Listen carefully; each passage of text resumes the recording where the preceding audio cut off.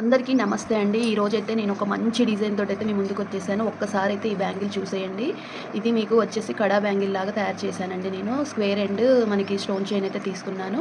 Flower ప్యాటర్న్‌గానైతే నేను 3D design లాగా నేను ఫ్లవర్ ప్యాటర్న్ లాగా పెట్టాననమాట. ఇది వచ్చేసి మనకి డైమండ్ షేప్ బ్లూ కలరు కుందన్స్ అండి. కృష్ణ బ్లూ కలర్ అయితే తీసుకున్నాను నేను. లైట్ బ్లూ అండి ఇది వచ్చేసి. మనకి మధ్యలో ఒక జర్కన్ తీసుకున్నాను. చూసేయండి ఇది వచ్చేసి 2 కట్ బ్యాంగిల్ అనమాట.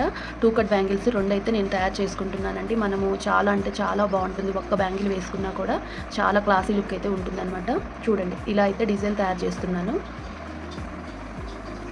నేనైతే ముందుగానైతే బ్లూ కలర్ థ్రెడ్ అయితే ర్యాప్ చేసుకున్నాను.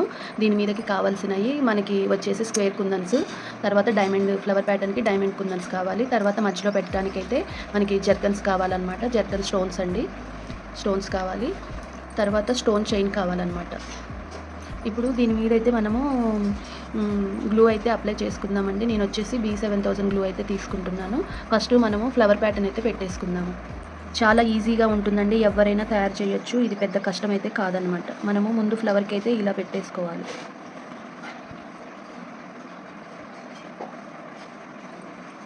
మనము ఫ్లవర్ వచ్చేసి ఒకదానికి ఒకటి ఆపోజిట్ డైరెక్షన్స్లో అయితే పెట్టేసుకోవాలి. ఫస్ట్ చూడండి ఇలా పెట్టేసుకోవాలన్నమాట. ఫస్ట్ ఫ్లవర్ అనేది నేను మీకు అర్థమయ్యేటట్లు వీడియోలో చూపిస్తున్నానండి, లెంత్ ఎక్కువైనా పర్వాలేదని చెప్పేసి. తర్వాత వచ్చేసి వాటి పక్కన మనకి గ్యాప్ ఉంది కదా, ఆ గ్యాప్లో మాత్రము ఇలా ఫ్లవర్ లాగా ఇలా పెట్టేసేయాలన్నమాట.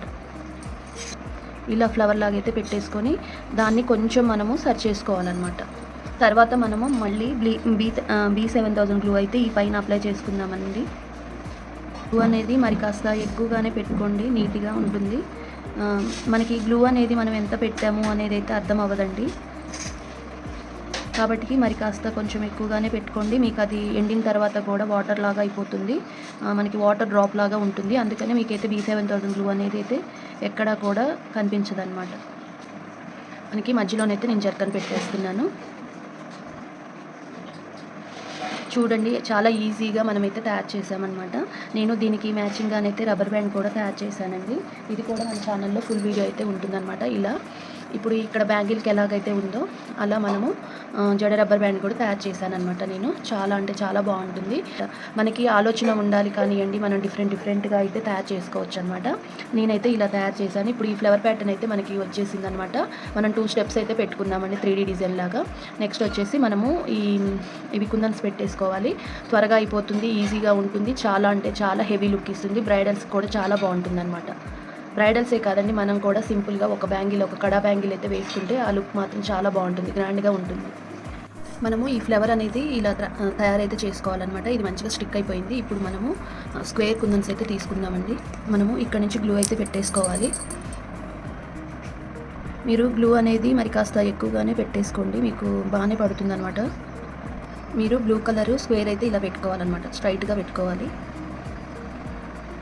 ఇలా ఫ్లవర్ పెటల్ దగ్గర నుంచి పెట్టేసుకుంటూ రావాలి. కరెక్ట్గా సెంటర్లో ఉండాలన్నమాట. 1 by 1 పెట్టేసుకోవాలి.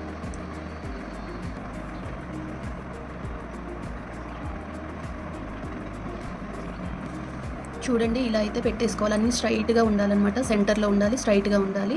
మనకి నెక్స్ట్ వచ్చేసి ఇప్పుడు స్టోన్ చైన్ వేసుకోవాలి. స్టోన్ చైన్ వేసుకున్న తర్వాత అయితే చాలా బాగుంటుంది. మనము గ్లూ మాత్రం మరి కాస్త ఎక్కువగానే మీరు పెట్టేసుకోండి. నేను ప్రతిసారి వీడియోలో చెప్తున్నాను, గ్లూ అనేది మనకి కింద థ్రెడ్ తీసేసుకుంటుంది. మనకి పక్కన ఉన్న కుందన్స్, చైన్స్ ఇవన్నీ కూడా మనకి గ్లూ అనేది తీసేసుకుంటాయి. తీసుకుందాము. అది సైడ్కి అయితే స్టోన్ చైన్ అయితే వేసేసుకుందాం. ఇలా దీన్ని నీట్గా